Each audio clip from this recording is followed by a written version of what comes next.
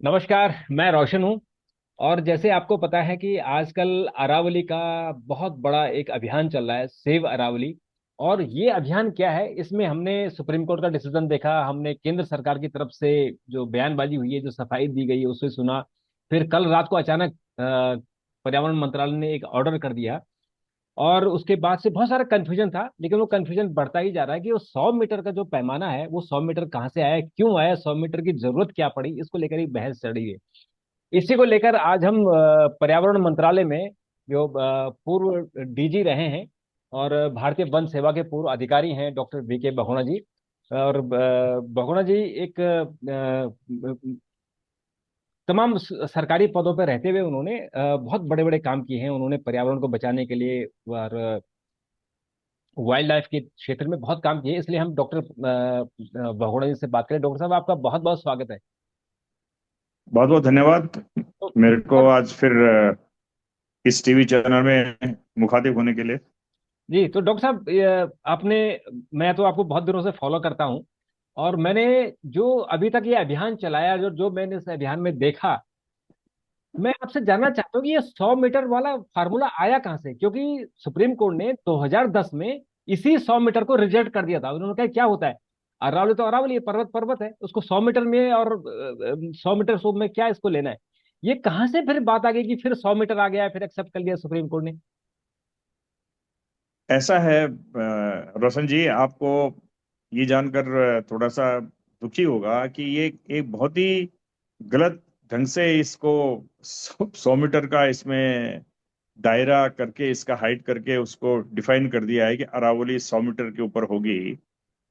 Actually इसमें supreme court और environment ministry की बहुत बड़ी इसमें गलती है कि 100 मीटर मतलब ये कॉमन सेंस की बात है। ये कॉमन सेंस के लैकिंग ऑफ कॉमन सेंस के कारण ये हुआ है।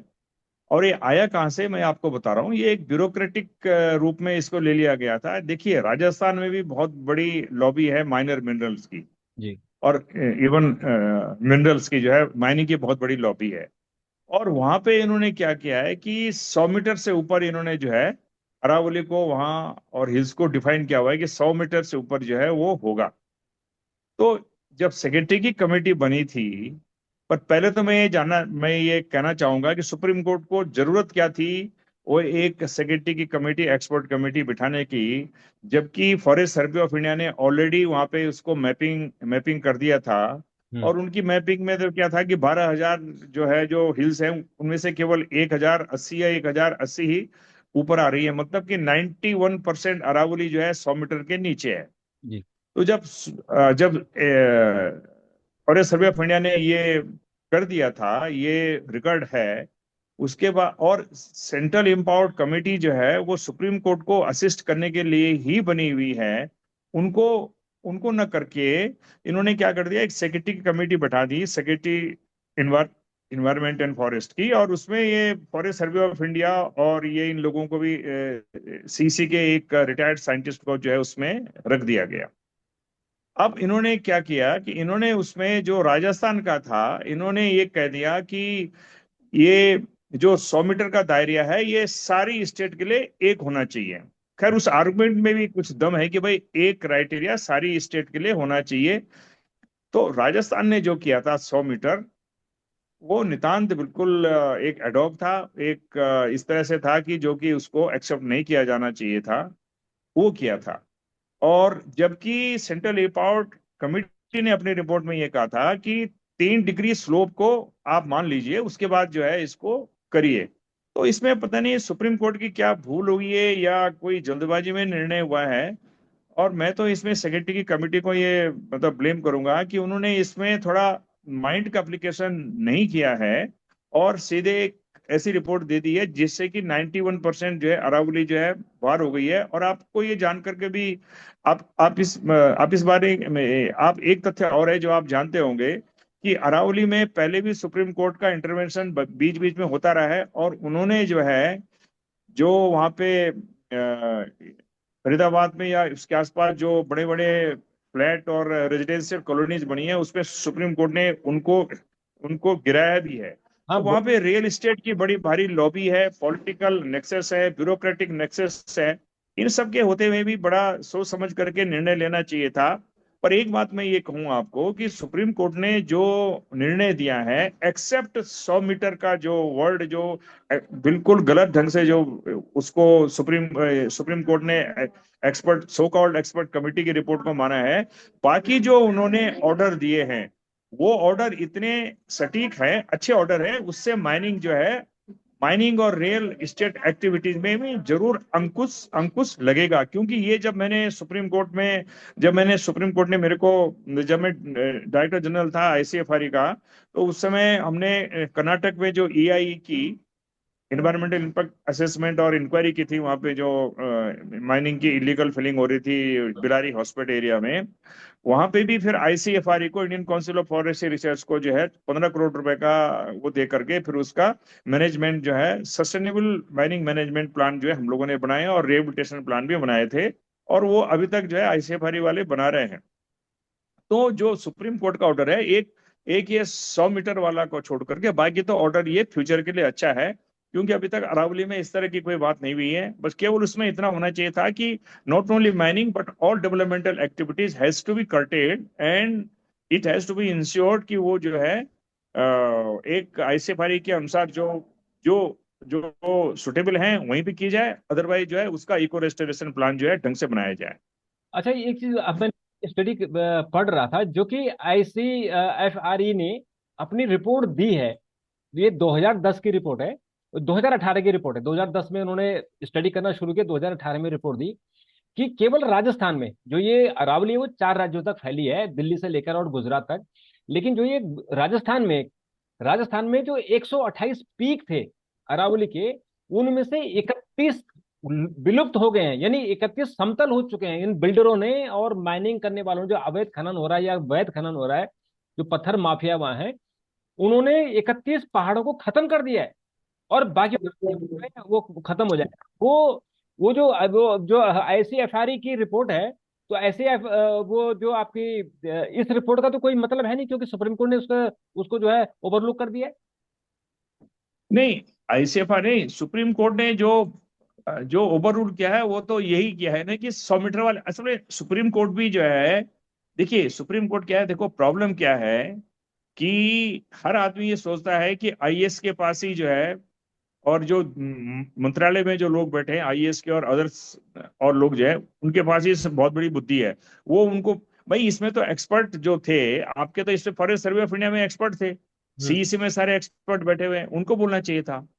तो उन्होंने जो है ये 100 मीटर का जो मतलब इट इज नॉट ए, मतलब 100 मीटर का बिना कॉमन सेंस के जो है इस तरह से कर दिया। बाकी तो ऑर्डर उन्होंने ठीक ही किया था माइनिंग के लिए। अब लेकिन इससे तो पर जो जो इससे पूरा पूरा का पूरा सब सब खत्म हो गया ना वो ऑर्डर जो उन्होंने बाकी जो 100 मीटर के बाद किया है उसमें आप देखिए कि 91% जो है उन्होंने खोल दिया है, ओपन कर दिया है।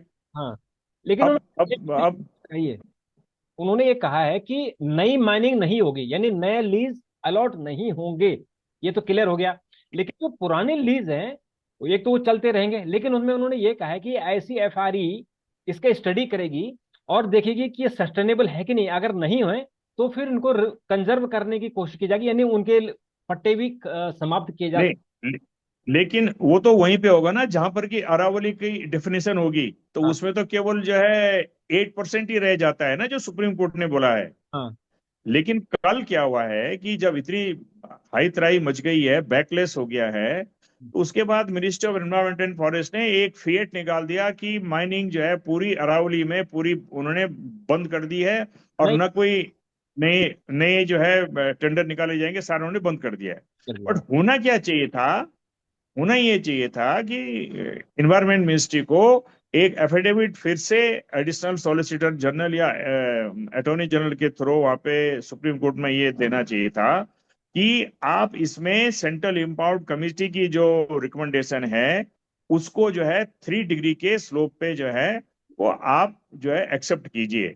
और अगर नहीं नहीं ये करना था तो ये कह सकते थे कि आईसीएफआरई को इसकी कॉम्प्रिहेंसिव स्टडी करनी चाहिए, और इसमें एक दो इंस्टीट्यूट और उसमें शामिल हो जाए, फॉरेस्ट सर्वे ऑफ इंडिया और नेशनल रिमोट सेंसिंग एजेंसी को भी शामिल कर सकते हैं। और आपका नेरी को भी शामिल कर सकते हैं, पर आज के डेट में आईसीएफआरई के पास सफिशिएंट एक्सपर्टाइज है इसको अकेले करने का। और आईसीएफआरई के जो इंस्टीट्यूट है जोधपुर में है, इन सब को लेकर के एक अच्छा comprehensive strategy of management of Aravalli for social economic and mining. मैं माइनिंग के खिलाफ नहीं हूँ, माइनिंग होनी चाहिए साइंटिफिकली एंड इन्वायरमेंटली सस्टेनेबल। तो जी भाई देश तो तभी चलेगा, लेकिन जिस तरह से अरावली को इन्होंने खत्म कर दिया है, देखिए अरावली इसलिए यूएन क्राई ज्यादा हो रहा है कि ये oldest mountain ancient mountain range है, 2 बिलियन ईयर पुरानी है। और इससे जो हमारी नेशनल कैपिटल है उसमें ये वहां से जो डेजर्ट को जो है ईस्टवर्ड को फैलने में रोकती है ये। बिना उसके तो फिर सारा डेजर्ट फैल जाएगा। फिर दूसरा क्या हुआ है, इसमें वाइल्ड लाइफ के बड़े कॉरिडोर है, स्पेशली आप देखो अलवर भिवाड़ी के बीच में बहुत अच्छा वाइल्ड लाइफ का कॉरिडोर है। हाँ और पानी का रिचार्ज जो है हमारे ये एनसीआर में जो है पानी की, तो इन सब चीजों के लिहाज से ये इकोलॉजिकली ये बहुत बड़े लंग्स हैं।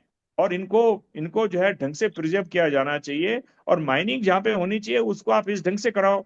और ये प्रॉब्लम क्या हो रही है, ये इसलिए होती है देखो इसलिए हो रही है कि जो मेजर मिनरल हैं जैसे आयरन है, कोल है, एल्यूमिनियम है, इनकी तो एक बहुत अच्छी गवर्नमेंट ऑफ इंडिया ने एक रेगुलेटेड है ये, है ना। वो एमएमआरडी एक्ट है, फॉरेस्ट कंजर्वेशन एक्ट है। लेकिन जो ये माइनर मिनरल है, जो पत्थर निकालना हुआ, आपके जो है ये मार्बल निकालना हुआ, सैंड निकालना हुआ, ये जो है ये बड़ी डेंजरस है और इनको बोलते हैं माइनर मिनरल। तो हम्म, मैंने अपने आर्टिकलों में कई बार लिख चुका हूं कि गवर्नमेंट ऑफ इंडिया को ये अपने, क्योंकि माइनिंग में भी गवर्नमेंट ऑफ इंडिया नियम बना सकती है, माइनर मिनरल की पूरी जो है इसको चेंज करना चाहिए। इवन इन कर्नाटक में मैंने देखा है कि जो बिलारी में जो माइनिंग से जो डैमेज हुआ है, उससे ज्यादा जो है आपके चित्रदुर्गा और टुमकुर में जो है सैंड माइनिंग से हुआ है। और वो ये कह रहा हूँ कि जो माइनर मिनरल है ना, जी ये जो आपके सैंड है, ग्रेवल है और स्टोन है, मार्बल है, यही सबसे ज्यादा डैमेज आज हमारी रिवर सिस्टम को कर रहे हैं। और माइनिंग में सबसे ज्यादा डैमेज इन्हीं से हो रहा है। और ये ज्यादातर इलीगल भी होती है, छोटे छोटे कॉन्ट्रैक्टरों को ठेके दिए जाते हैं सारे, ये कलेक्टर लेवल में ये सब होता है। और स्टेट गवर्नमेंट वाले जो है इसमें करते हैं और वो पॉलिटिकल लॉबी करती है। तो इसको माइनर मिनरल को भी सुप्रीम कोर्ट को और मिनिस्ट्री को इसमें संज्ञान लेना पड़ेगा। इसको बिल्कुल स्टेट के कंट्रोल से बाहर ला करके करना पड़ेगा, क्योंकि अगर इन्वायरमेंट की इस कंट्री में रक्षा करनी है तो इस तरह के स्टेप लेने पड़ेंगे। नहीं तो आज तो देखो हो हल्ला हो गया है, तो इतना हुआ है, लेकिन आप ये देखिए कि एक सेक्रेटरी इन्वायरमेंट एंड फॉरेस्ट जो है उनकी उनकी लीडरशिप में जो हुआ है, वो तो पूरा बिल्कुल कॉमन सेंस है। मतलब ये तो एब्सर्ड है कि 100 मीटर आपने सोचा सोचा नहीं था कि कितने होंगे।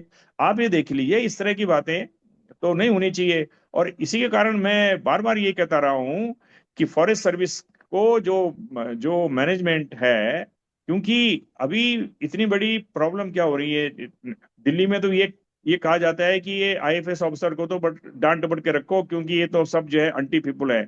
ये इतनी बड़ी भ्रांति जो है नेताओं के दिमाग में ये घुसाई हुई है। तो इसी प्रकार से, तो इसीलिए इस तरह की जो है अब इनको बड़ा नीचा देखना पड़ा है ना गवर्नमेंट ऑफ इंडिया को कि क्या हुआ है, जो सेक्रेटरी की रिपोर्ट आई है। जी इसलिए इसमें तो क्या है कि डायरेक्टर जनरल ऑफ जो फॉरेस्ट है उनका इसमें कुछ रोल नहीं है। तो उनको ये बोलना चाहिए मिनिस्टर को, भाई आप हमको जैसे फॉरेन सर्विस है, जैसे और जैसे साइंटिफिक मिनिस्ट्री है, साइंस एंड टेक्नोलॉजी है, इसमें तो आईएफएस ऑफिसर को सेक्रेटरी होना चाहिए।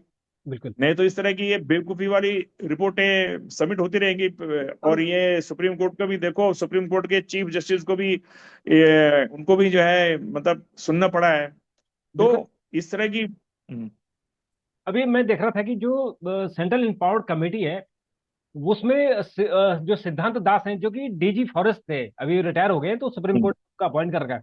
उन्होंने तो इसका 100 मीटर का बहुत घोर विरोध किया और उन्होंने लिखित में दिया है, लिखित में विरोध किया इन्होंने कि ये 100 मीटर तो होना ही नहीं चाहिए, 100 मीटर कहाँ से आ गया। इसीलिए तो मैं कह रहा हूं ना कि 100 मीटर कहाँ से आ गया है। तो सुप्रीम कोर्ट के चीफ जस्टिस ने, गवई जी ने ये क्यों नहीं संज्ञान में लिया। मैंने गवई जी का इंटरव्यू देखा है रिपब्लिक में अर्नब गोस्वामी के साथ। कल हुआ वो है। कोई आर्गुमेंट दे नहीं पाए थे, क्योंकि देखो इसमें सबसे बड़ी प्रश्न ये उठता है कि ये कहाँ से आ गया कि एक एक्सपर्ट कमेटी बिठाओ। भाई secretary is not an expert hmm, to head the committee. Hmm, है ना। और देखिए अब होता क्या है कि सिद्धांत दांत ने बिल्कुल सही कहा है कि आप जो है, उन्होंने लिखा है उसको अपोज किया, तो उन्होंने हो रहा है आज, क्योंकि जो फॉरेस्ट कंजर्वेशन एक्ट का इन्होंने जो है वो 2023 में किया था, उसमें एक तो नाम बिल्कुल चेंज करने की जरूरत नहीं थी। वो साउथ साउथ इंडियन स्टेट वाले कह रहे हैं हमें तो क्या वन संरक्षण एंड संवर्धन अधिनियम। भाई आप हर चीज में जो है हिंदी क्यों घुसाते हो, एक बात। दूसरी बात है, इन्होंने उसमें कर दिया कि बॉर्डर एरिया में 100 मीटर तक, 100 मीटर की क्रो डिस्टेंस में जो है कुछ नहीं होगा। तो इसमें तो बहुत सारी स्टेटों में तो कोई फॉरेस्ट एक्ट जो है छोटी छोटी स्टेटों में लगेगा नहीं।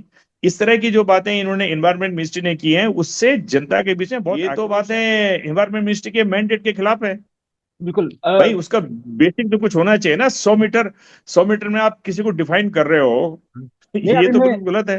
बिल्कुल, मैं अभी किसी व्यक्ति को सुन रहा था, तो उस व्यक्ति ने कहा कि इसकी तुलना उन्होंने एक व्यक्ति से की है कि अगर कोई 5 फीट का ऊपर का होगा तो इंसान होगा, जो 5 फीट से नीचे का होगा वो इंसान ही नहीं होगा। ये तो ये वाली बात हो गई। पहाड़ तो पहाड़ ये है, तो खैर, कि नहीं ये पहाड़ तो तो पहाड़ है। देखिए, देखिए सबसे बड़ी बात यह है कि आप ये क्यों डिफाइन करना चाहते हो। हाँ। अरावली तो देखो ग्राउंड जीरो से शुरू होकर के ऊपर तक है। हाँ, ग्राउंड जीरो। मैं सिद्धांत दांस की इस बात से मैं बहुत ज्यादा सहमत भी नहीं हूं कि आप 3 डिग्री स्लोप के बाद जो उसको डेफिनेशन दो। हम्म। आपको ये कहना चाहिए कि लैंड यूज की प्लानिंग करो। Land use planning should be there. Geology, geomorphological उसकी स्टडी होनी चाहिए। और उसके बाद जो है मिनरल की स्टडी होनी चाहिए, कहाँ पे कितना मिनरल है। और मैं माइनिंग के फेवर में हूं, पर यही सब चीजें क्या हो रहा है कि ये माइनर मिनरल होते हैं ना, इनको बैठ तो गए। इस तरह से, क्योंकि ये तो सीधे जमीन को तोड़ के होते हैं। हाँ। भाई माइनिंग में आजकल एक ऐसी ऐसी टेक्नोलॉजी आ गई है कि आप अंडरग्राउंड माइनिंग भी कर सकते हो। पर हम्म। ये सब चीजें इसमें देखनी पड़ेगी कि इन सब चीजों में यहाँ हो सकती नहीं हो सकती हैं। डेवलपमेंट के प्रारूप को चेंज करना पड़ेगा आपको। आप अरावली को अरावली रखिए, पर जैसा कि सीईसी ने कहा है, अगर ये उतना भी मान लेते तो फिर भी सही था। पर मैं अभी भी कहूंगा कि अगर ये मिनिस्ट्री वाले उसमें लिख दें कि जो सीईसी ने कहा है उसको मान लिया जाए, और उस हिसाब से फिर एक comprehensive management plan of Aravallis का हो for socio economic development as well as exploitation of resources within the nature's capability to sustain such things, और इन्वायरमेंटल सस्टेनेबिलिटी बनी रहे, ecological benefit, goods and services जो हमको मिल रहे हैं वो मिलने चाहिए। बिल्कुल। डॉक्टर साहब, एक चीज बताइए कि जो पत्थर हैं, आपने देखा कि जो हमारी पार्लियामेंट बनी है वो राजस्थान के पत्थर से बनी है, हमारा राम मंदिर राजस्थान के पत्थर से बना है, लाल किला लाल लाल बलुआ पत्थर राजस्थान से बना है, जो ताजमहल का मार्बल है वो राजस्थान का है। तो राजस्थान से इतनी बड़ी तादाद में पत्थर की खुदाई हो रही है, जो माइनिंग हो रही है, इसका तो जो हमारी आने वाली पीढ़ियां हैं, यानी अगर हम ताजमहल की और लाल किले की बात कर ले तो ये 17वीं शताब्दी में बना था, 18वीं शताब्दी में। तो 200 साल तो उसको हो गए खुदाई करते करते। तो हम अपनी पीढ़ी के लिए क्या छोड़ के जा रहे हैं? क्या जरूरी है कि अब हम जो मार्बल है अब मार्बल ही यूज किया जाए? जैसे हमने कहा कि पंजाब में जब खेती खराब हो रही है, वहाँ पानी नहीं है, तो हमने कहा कि उसका लैंड यूज चेंज करो, उसका जो एग्रीकल्चर पैटर्न है उसको चेंज करो, फसलों का पैटर्न चेंज करो। तो ऐसे नहीं कि जो पत्थर से खोद के आप मकान बना रहे हो उसका पैटर्न चेंज करो, उसकी जगह दूसरी चीजें आ गई, टाइल्स आ गई जो आप बना सकते हैं। तो उसको आप अल्टरनेट में नहीं जाना चाहिए हमको? देखिए आपने एक बहुत ही बड़ा क्वेश्चन किया है। इसको बोलते हैं इंटर जनरेशन इक्विटी। जी। कि सस्टेनेबिलिटी का सबसे बड़ा जो जो पॉइंट है वो ये होता है कि प्रेजेंट जनरेशन को फ्यूचर जनरेशन के जो बेनिफिट मिलने चाहिए रिसोर्सेज के, वो उनके खत्म नहीं होने चाहिए। हम्म। पर जैसे आप कह रहे हैं कि जो माइनिंग का जो जो जो जो एस्टिमेट होता है, वो वो ठीक ढंग से नहीं हो पाता है कि भाई कितना मिनरल है, क्या हो रहा है इंडिया में। पिछले कई सालों से क्या हो रहा है कि जो ब्यूरो ऑफ इंडियन माइन है वो लोगों को कहता है भाई जाओ, वो जो है प्रोस्पेक्टिंग का वो जो कि भाई इसमें कितना मिनरल है, तो वो क्या करते हैं, वही जो जो उसको अप्लाई करता है उसको दे देते हैं, वो 1,000 फुट तक या और 100 फुट तक जाएगा, बोला इसमें इतना है। अभी ढंग से यहाँ मिनरल की जो है बहुत असेसमेंट हुआ नहीं है। और वो हर, जब हम क्या करते हैं मिनरल को एक्सप्लॉइट कर देते हैं, फिर उसमें और निकलने लगता है नीचे, क्योंकि बहुत ढंग से कोई गया नहीं है। पर हम्म। जहां तक आपकी ये राजस्थान की बात है, देखिए डेवलपमेंट तो होना चाहिए, होगा। तो ये तो हमारे समाज को सोचना पड़ेगा कि कहाँ पे हमको इंटर जनरेशन इक्विटी के विषय में ज्यादा सोचें, और कैसे अपने जो मेटेरियलिस्टिक लाइफ स्टाइल को कम करें। अब एक मैं आपको ये कहूं कि जगह जगह जो है एयरपोर्ट बनाने की क्या जरूरत है। हम्म। जैसे दिल्ली में, हम्म। अभी नोएडा में एयरपोर्ट बन रहा है, उसमें कितने कितनी लैंड जा रही है। कितनी मैं लैंड। तो सबसे ज्यादा चिंतित एग्रीकल्चर से हूँ। जब हम्म। मैं एग्रीकल्चर मिनिस्ट्री में था, एनआरए में, तो वहां पे हम उस समय नेट सोइंग एरिया था 143 million hectare, net sowing area hmm. Total मिला के। और आज रह गया 140, मतलब 30 लाख हेक्टर जमीन तो हमने ऐसे ही उड़ा दी है, तो खाएंगे कैसे। हाँ। आप कहते हैं, साइंटिस्ट कहते हैं टेक्नोलॉजी होगी। अरे भाई, आपने तो ग्राउंड वाटर को भी तो ये खत्म कर दिया है। बिल्कुल। और जो पानी के सोर्सेज हैं, एक्वाफर्ज हैं, वो ड्राई हो रहे हैं। फॉरेस्ट को आप जो है काट रहे हो। तो ये एक्चुअली अब इंडिया में क्या है, law and order centric administration है। सारे नेता, अभी तो लाल बत्ती बंद हो गई है, everybody is consider want to be lal batti, law and order. तो इन्वायरमेंट एंड फॉरेस्ट का अभी कोई इतना वैल्यू जो है हमारी सोसाइटी देती नहीं है इन्वायरमेंटल इश्यूज पे। तो ये इंटरजनरेशन इक्विटी एक बहुत बड़ा प्रश्न है, जिसमें कि बहुत स्टडी होनी चाहिए। पर क्वेश्चन ये है कि भाई, अगर आपको बिल्डिंग बनानी है तो राजस्थान के पत्थर तो लगाने पड़ेगा। जितना मिलेगा मिलेगा, उसके बाद देखिए फिर कोई नया अल्टरनेटिव आ जाएगा। जैसे अभी फ्यूल के लिए बोलेंगे भाई हाइड्रोजन, ग्रीन हाइड्रोजन आएगा, तो शायद एक दिन आ जाएगा। हम्म। तो अच्छा, दूसरी चीज, एक मैं भी गुड़गांव गया था असल में डॉक्टर साहब। इसका जो अरावली का आंदोलन का क्रेडिट मुझे मुझे नहीं दिया लोगों ने, लेकिन एक्चुअली मैंने शुरू किया था। क्योंकि अच्छा। मैं जब ये फैसला आया था तो मैं अरावली गया था, और वहां से मैंने वीडियो बनाया था, और मैंने लोगों को कहा था कि ये अरावली एक अच्छा। दिन खत्म हो जाएगा। उसके बाद ये सोशल मीडिया पर वायरल हुआ, और फिर लोगों ने इसको लिया। डॉक्टर साहब, मैं अच्छा। जब मैं गुड़गांव गया था, तो मैंने देखा था कि हम्म। जिन बिल्डरों को परमिशन नहीं मिली हुई है वो भी अरावली को खोद के वहां मकान बना रहे हैं। और एक बार आपने जैसे कहा कि फरीदाबाद और गुड़गांव में सुप्रीम कोर्ट को बुलडोजर चलवाना पड़ा था। लेकिन ऐसी क्या बात हो गई कि वो रेगुलराइज हो गया? नंबर एक बात। नंबर दो बात, कि मुझे एक बहुत ही बड़े नेता ने कहा हरियाणा के कि हम्म। यहाँ गुड़गांव में, फरीदाबाद में, और उससे जो अले, चाहे अलवर की तरफ चले जाओ, चाहे जयपुर की तरफ चले जाएं, बिल्डर लॉबी इतनी भयानक है, इतनी मजबूत है कि कोई भी सरकार आए जाए उन पर कोई असर नहीं पड़ता। वो सब उनके जो है कनाइमेंस हो जाती है। तो आपको लग रहा है कि ये बिल्डरों से, ये जो माफिया है, जो भू माफिया है, इससे बचाना अरावली को मुश्किल है? क्योंकि जो माइनिंग है, माने जाए माइनिंग साहब ने बचा भी लिया, लेकिन बिल्डरों से नहीं बचा पाएंगे। नहीं नहीं, वही तो मैं कह रहा हूँ कि अब अरावली के विषय में अब पूरा कॉम्प्रिहेंसिव प्लान बनना चाहिए, लैंड यूज प्लान की। इसको कैसे कैसे इसमें कितना एरिया जो है कंजर्वेशन में होगा, कितना एरिया जो है आप इसको वो कर सकते हो। और सारी अरावली को जो है एक्चुअली इस तरह से इसको, मतलब इसमें इन्वायरमेंटल प्रोटेक्शन एक्ट के अधीन भी इसको लाना पड़ेगा, जो जो एरिया फॉरेस्ट में नहीं है। जी हाँ, वो देखिए, टोटली। ये जो बिल्डर की लॉबी आप कह रहे हो ना, ये हाँ। हर जगह हो रहा है। हम्म। बिकॉज पॉलिटिशियन, ब्यूरोक्रेट मिल करके, भाई आज के जमाने में हर आदमी को कोई पैसे की भूख है। ठीक है। आप इवन आप उत्तराखंड में ले लीजिए, उत्तराखंड में सुप्रीम कोर्ट ने बोला है कि भाई उत्तराखंड में इतना एनक्रोचमेंट क्यों हो रहा है। आप ये देखो, मसूरी में 12,000 में से 7,000 पिलर गायब हो गए हैं। और उसमें सब बिल्डरों ने जो है पता नहीं क्या क्या किया है, कौन जानता है। और उत्तराखंड में तो ये बहुत जबरदस्त ढंग से चल रहा है। यहाँ जो है जितने जो है आपके बिल्डर हैं, उनकी नेक्सस है, पॉलिटिकल नेक्सस है। जब तक हमारे नेताओं को ये समझ में नहीं आएगा कि भाई हमको हमको जो है अगर जीना है हमारी पीढ़ियों को, तो हमको इस तरह से जो है इनका नेचर को नष्ट भ्रष्ट नहीं करना चाहिए। तो इसमें तो आई थिंक इन्वायरमेंट मिनिस्ट्री को करना चाहिए। पर इन्वायरमेंट मिनिस्ट्री ने तो एक प्रकार से अपनी फॉरेस्ट कंजर्वेशन एक्ट की और इन्वायरमेंटल प्रोटेक्शन एक्ट में एक दुकान खोली है।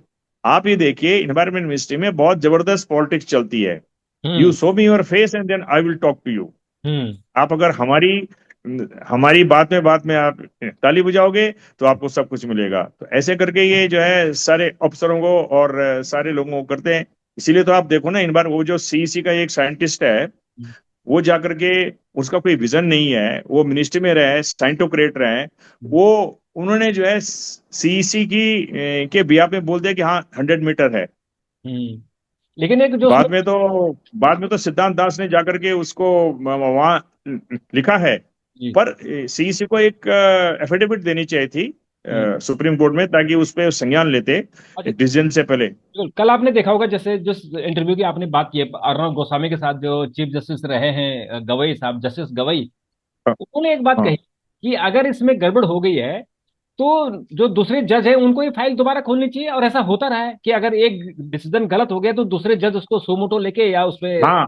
नहीं नहीं। करेक्शन लेना चाहिए। ऑलरेडी एक ऑलरेडी एक नई बेंच के पास इसको वो हो गया है। हाँ। और आप निश्चित रहिए कि इसमें अब चेंज हो जाएगा, क्योंकि 100 मीटर गवर्नमेंट का तो ऑफ हट इंडिया है। ने भी तो गवर्नमेंट ऑफ इंडिया तो डर के मारे वो कर दिया है। पर गवर्नमेंट ऑफ इंडिया को देखो कॉम्प्रिहेंसिव रिफॉर्म करनी चाहिए एनवायरमेंट एंड फॉरेस्ट मिनिस्ट्री में।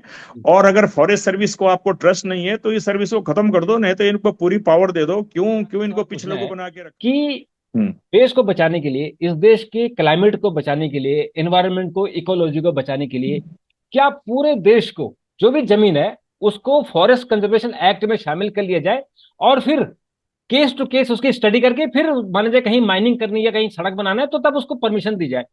जो रैंडमली लोग नहीं कर रहे हैं, क्या ऐसा होना चाहिए? नहीं नहीं नहीं नहीं नहीं, मैं इसके बिल्कुल खिलाफ हूं कि पूरे पूरे कंट्री को करें। हम्म। अभी तो फॉरेस्ट कंजर्वेशन एक्ट जहां जहां आपने लगाया था फॉरेस्ट एरिया में 23% में, उसमें भी पूरी लॉबी जो है, एडमिनिस्ट्रेटर की लॉबी और पॉलिटिशियन की लॉबी जो है, इसके बहुत खिलाफ रही है। और इसी तरह से इन्होंने एक फॉरेस्ट राइट एक्ट भी आ गया है जो कि और जंगलों का नाश कर रहा है। बिल्कुल। ठीक हाँ। है। उसमें उसमें एक वो बांटने का, उसमें हाँ तो हाँ, हमारा एक वीडियो अलग से बन सकता है। बिल्कुल मैं मैं। ये चाहता हूं कि आप रूल को इन्फोर्स करो। और पर्यावरण, आप एक काम करो, आप जो फॉरेस्ट, जो अभी आपका फॉरेस्ट है, उसको आप बहुत अच्छी ढंग से मैनेज करो, उस पर पैसा लगाओ। और जो प्रोफेशनल हैं आप उनको इम्पोर्टेंस दो। जी। मैं तो कहूँ कि और, हाँ, और रिसर्च पे आप ज्यादा ध्यान दो। बिल्कुल। आईसीएफ आईसीएफआर का आप नाम बता रहे हो, जब मैं डीजी था तो रिसर्च के लिए पैसा ही नहीं था, देते नहीं थे पैसा। और हम्म। इसीलिए मैंने ये कहा था कि इसको, जब ये आईसीएफआर बना था ऑटोनोमस, इसको एक डिपार्टमेंट बनाओगे तब जाकर के सेपरेट फंड जो है प्लानिंग कमीशन और उससे फाइनेंस मिनिस्ट्री से मिलेगा। हम्म। लेकिन न तो मिनिस्ट्री में बैठे फॉरेस्ट अफसर और न आईएएस अफसर ये चाहते थे कि ये एक सोने की चिड़िया जो है हमारे अंडर में है, इसको इसका यूज करते रहो, करे। तो और इसीलिए मेरा मनमुटाव हुआ था, और इसी से मेरा ये मिनिस्टर के साथ कुछ अनबन हो गई थी। तो मैं ये कह रहा हूं कि आप ये मत करो कि पूरे को देश में फॉरेस्ट कंजर्वेशन एक्ट लगाओ, ऐसा नहीं है, बिल्कुल गलत है। जिस जिस जगह पे है उसको ढंग से मैनेज करो। और एक बात मैं आपको और बता रहा हूं कि डेवलपमेंट भी होना चाहिए। जी। और डेवलपमेंट और इन्वायरमेंट को दोनों को मिलकर के चलना चाहिए। और ऐसा नहीं होना चाहिए, क्योंकि हमारे कई फॉरेस्ट अफसर क्या करते हैं, वो फिर वो फिर वो जबरदस्ती के रोड ब्लॉक करते हैं। और इससे जो है पॉलिटिशियन भी सब नाराज हो जाते हैं, और जो एडमिनिस्ट्रेटर हैं वो भी नाराज हो जाते हैं कि ये तुम क्या कर रहे हो भाई। तो ऐसा नहीं होना चाहिए, सोच समझ के आप करो। क्योंकि आप ये देखो कि जो हमारी माइनिंग है, जितने भी मिनरल हैं, जैसे पहले आपने, मैंने एक बार वीडियो बनाया था कार में कि फॉरेस्ट और मिनरल मैप ओवरलैप करता है। बिल्कुल। तो अगर आप, हाँ, तो आपको कहीं ना कहीं तो आपको यील्ड करना पड़ेगा ना फॉरेस्ट को। बिल्कुल। पर इसमें क्या है, नई टेक्नोलॉजी लेकर के हमको माइनिंग को इस तरह से करना पड़ेगा कि जहां जहां हो सके अंडरग्राउंड माइनिंग करो, और इस तरह की माइनिंग करो कि ताकि रिहेबिलिटेशन हो जाए।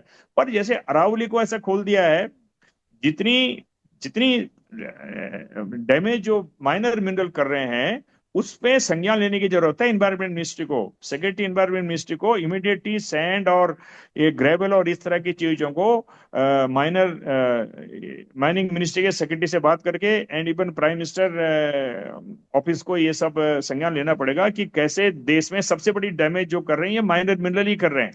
बिल्कुल। बिल्कुल। तो डॉक्टर साहब बहुत बहुत आपने जो इतनी विस्तार से बताया, आपका बहुत बहुत शुक्रिया। और हम उम्मीद करते हैं कि आपके सुझाव को सरकार माने और अरावली को बचाए, अरावली को बचाए, हिमालय को बचाए। क्योंकि अगर ये नहीं बचेंगे तो हमारी जो आने वाली पीढ़ी है वो हमसे क्या सवाल पूछेगी, वो क्या लिखेंगे कि ये हमारे लोगों ने अपने लालच के लिए और पूरे पहाड़ों को बर्बाद कर दिया, पहाड़ों को ही खोद के मैदान कर दिया।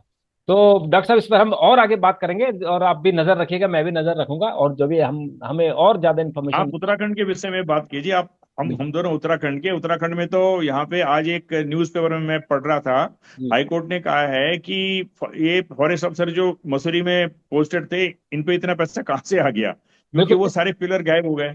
ये एक बेचारा संजीव चतुर्वेदी जो है हाँ। अपना लगा रहता है। बिल्कुल। अब सभी उसको जो है, मतलब तो ये तंग हो मानते गए। हैं कि ये बिल्कुल, हाँ, ये जो है ठीक आदमी नहीं है। बिल्कुल। तो आप जो है ना सही काम करिए, सही लोगों को सपोर्ट कीजिए, बिल्कुल। और मेरिट को एक्सेप्ट कीजिए, बिल्कुल। ईमानदारी को एक्सेप्ट कीजिए, बिल्कुल। और तब किया। आप क्या करते हैं, लॉबी करते हैं।